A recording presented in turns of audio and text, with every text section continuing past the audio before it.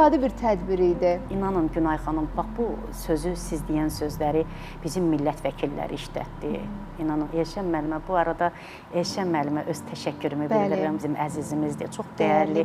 Bəli, vətənimizin, bəli, salam olsun. Elşən müəllim həqiqətən də bizim ən, deyərəm ki, Azərbaycanımızın çox gözəl belə bir, necə istedadlı bir insanıdır. Bəli, çox gözəl tədbir var təşkil olsun, eləmişdi. yəni bizə ayırdığı diqqət, bizə olan onun, necə deyim, hörməti, kimlər gəlmişdi, ağır samballı, çox belə xatirələrdə qalan bir tədbir oldu.